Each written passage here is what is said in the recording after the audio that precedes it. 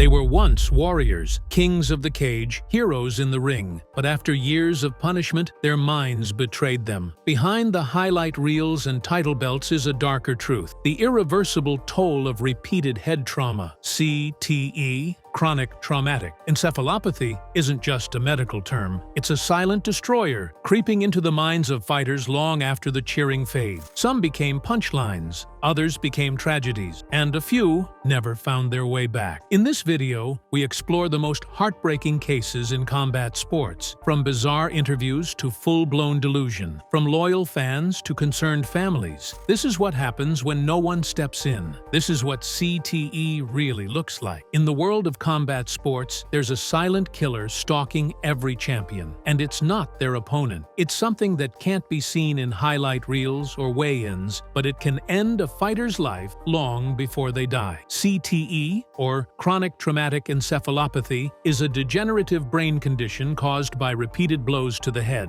and it's haunting boxing and MMA veterans at an alarming rate. The term CTE was once only whispered in football locker rooms, but in the past decade, it's crept into the world of combat sports like a ghost in the gym. The condition begins slowly: headaches, short-term memory issues, moments of confusion. Over time, it grows. Fighters begin forgetting names, slurring their words, losing control of their tempers. Many suffer from paranoia, impulsive behavior, or depression. Some even take their own lives.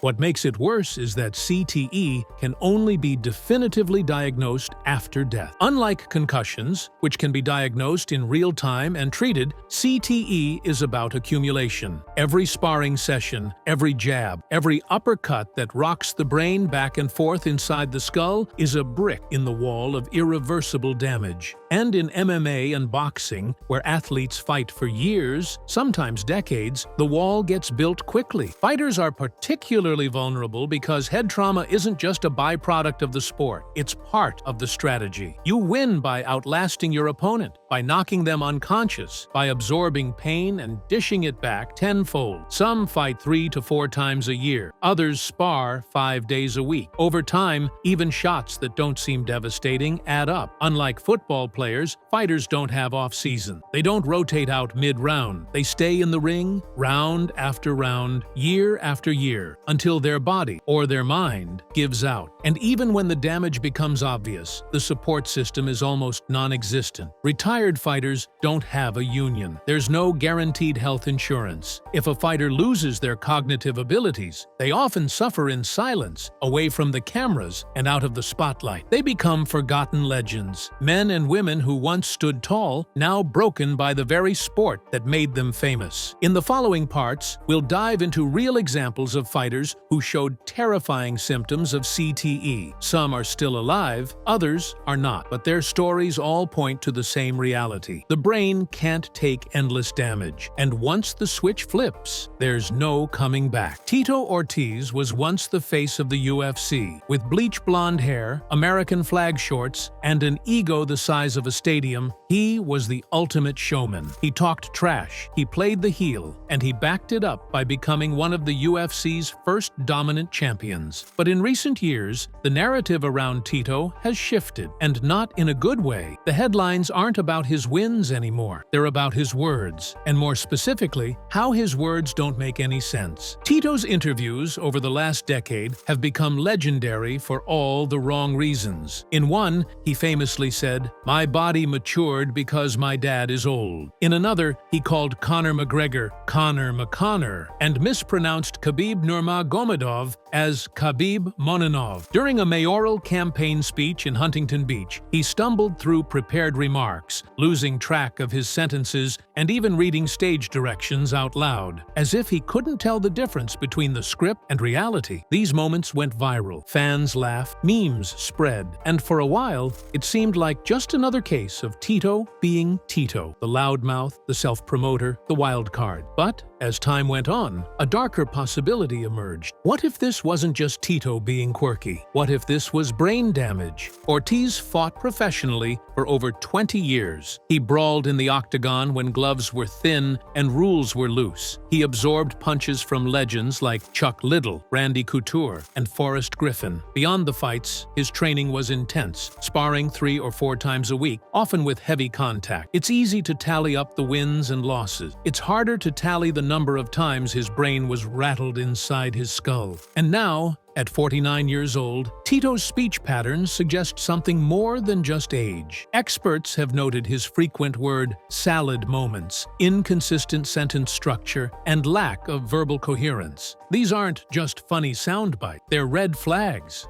Yet there's been no official diagnosis, no confirmation from Tito or his camp, just a steady stream of bizarre interviews, failed political attempts, and increasingly awkward public appearances. It's as if the world is watching someone fall apart in real time and laughing while it happens. But here's the truth. If Tito Ortiz is suffering from CTE, he's not the only one. He's just the most visible. And the fact that fans are turning symptoms into punchlines speaks volumes about how little we truly understand or care about what these fighters endure. Toney is one of the greatest defensive boxers of all time, a master of the shoulder roll, a slick counterpuncher, and a man whose chin could withstand hellfire. He won world titles in 3 weight divisions and took on everyone, from Evander Holyfield to Roy Jones Jr. But today, Toney is no longer remembered for his footwork or grip. He's remembered for what's happened to his mind. Toney fought professionally for 29 years. That's nearly 3 decades of punishment. He competed 92 times, and that's not counting countless hours of hard sparring, the kind where pride keeps you from wearing headgear or backing down. In the early 2000s, fans started to notice a shift. Toney's voice, once clear and sharp, became slow and slurred. His speech was heavy, as if every sentence took effort. Some dismissed it as fatigue or age, but it got worse. By the late 2010s, his interviews were often incomprehensible. He'd forget what he was saying mid-sentence. His words would blur into mumbles. He'd repeat himself or shift into nonsense phrases. When asked about it, Toney would get defensive. "I'm fine," he'd snap. "I can still fight." But the truth was obvious. Medical professionals suspect significant neurological damage. Decades of trauma have likely caused brain atrophy and hormonal dysfunction. He's also shown signs of extreme mood swings. Another symptom of CTE. Fans who once cheered his defense now watch him struggle to defend a coherent sentence. Still, Toney keeps denying the truth. He's tried to stage comebacks. He's participated in exhibitions, but his health is clearly deteriorating. Friends have expressed concern, his children too. But like many fighters,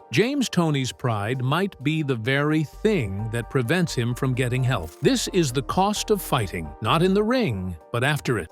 Toney should be celebrated for his achievement. Instead, he's pitied for what he's become. And unless something changes, his story will become more common, not less. Diego Sanchez was the original madman of the UFC. A pioneer from the very first season of The Ultimate Fighter, Sanchez was unpredictable, violent, and fearless. His wars with Clay Guida, Nick Diaz, and Gilbert Melendez became instant classics. But behind the fanfare and fight of the night bonuses was a man slowly breaking apart. Diego fought like every bout was his last. He walked forward, chin first, hands down, and invited chaos. For over 30 professional fights, most of them in the UFC, he absorbed thousands of head strikes. He bled in almost every fight. He often didn't care if he won, as long as he made the crowd roar. But years later, the roar has faded, and what's left is a chilling portrait of damage. By the mid-2000s teens, fans started to notice Diego's behavior becoming more erratic. His interviews sounded unhinged. He rambled about spiritual awakenings, paranoia, and mystical experiences. He started seeing himself as a light warrior. Then came the shocking turn. He hired Joshua Fabia, a self-proclaimed healer and self-defense guru, as his sole coach, trainer, and spiritual guide. Fabia led Diego down a bizarre and disturbing path. Videos surfaced of him hanging Diego upside down and striking him in the head. He encouraged paranoia, convincing Diego the UFC was trying to hurt him. Diego's longtime team was pushed away. He started cutting off interviews mid-sentence. The UFC, concerned for his safety, eventually released him in 2021.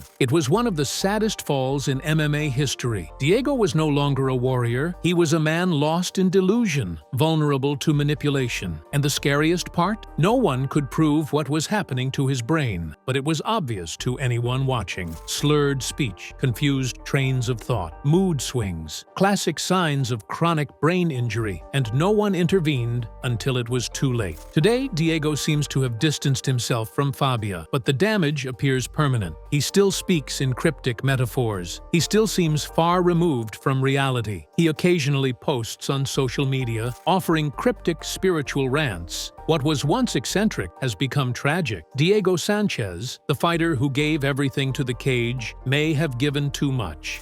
Phan never headlined a pay-per-view. He never became a household name, but he was beloved by die-hard fans. A technician with grit, heart, and a quiet killer instinct. He fought in nearly every major organization: UFC, Bellator, King of the Cage, Pancrase, and even fought in Japan's DEEP promotion. Over a 15-year career, Nam stepped into the cage more than 30 times. He fought smart, but he fought often. And now, at only 41, he's living with the terrifying aftermath. Unlike some fighters who display CTE through wild behavior, Nam's symptoms are subtle and deeply disturbing. In interviews, he's admitted to frequent short-term memory loss. He forgets conversations that happened just hours earlier. He's mentioned randomly waking up in rooms without remembering how he got there. Even his speech, once crisp and thoughtful, has started to blur with pauses, tangents, and word-finding issues. Nam tried to get ahead of the damage. He retired early. He opened a gym. He sought balance. But the trauma was already done. And the scariest part? He's not even old. Phan is a man in his early 40s experiencing memory loss and cognitive decline that's supposed to come decades later. What makes Nam's story more heartbreaking is how little attention it gets. Fighters like Sanchez or War Machine become public cautionary tales because of their controversy. But Nam, he fades quietly into the background, suffering with no scandal, no meltdown, just symptoms. He's tried to raise awareness, speaking on podcasts and sharing his experience with CTE symptoms. But few listen. The MMA world still praises toughness. Fighters who retire early are seen as soft. The culture makes it easy to ignore the slow, creeping damage. And when it finally appears in someone like Nam, calm, quiet, honest, the silence becomes deafening. His story proves that CTE isn't always loud. It's not always violent. Sometimes it just quietly erodes a life until there's barely anything left to fight for. Spencer Fisher wasn't a household name, but ask any longtime MMA fan, and they'll tell you he was one of the most exciting fighters of the mid-2000s. His trilogy with Sam Stout is still considered one of the most entertaining series in UFC history. A natural 15-50er with crisp boxing and devastating knees, Fisher was never in a boring fight. But today, he's not remembered for those wars. He's remembered for what those wars did to him. In 2021, The Atlantic published a bombshell story. Spencer Fisher, once a fan-favorite brawler, was suffering from early-onset dementia. The report was horrifying. Fisher could no longer drive. He struggled to speak clearly. He forgot names and places. He was unable to hold a job. His wife had become his full-time caretaker. He was only 44. Fisher described terrifying symptoms: random bursts of rage, confusion while driving, paranoia, insomnia, and memory loss. Doctors told him that he likely had CTE, but because the condition can't be officially diagnosed until after death, there was little they could do. And what did the UFC do? Nothing. Fisher claimed he reached out for assistance and was ignored. The sport had moved on. Dana White responded to the article by saying, "We're in a tough position. We're not doctors." It was a cold, corporate response to a very human tragedy. Fans were outraged. Fighters were too. The sport's pioneers had built the UFC brick by brick with their bodies, and now those bodies were broken, tossed aside like yesterday's headlines. Spencer Fisher's situation is one of the clearest, most documented cases of CTE in a living fighter, and still, it hasn't changed much. The UFC has no pension, no long-term health care plan. Fisher, like many others, has been left behind, his legacy written in blood, but his future uncertain. He's not the only one. And unless the industry changes, he won't be the last. They called him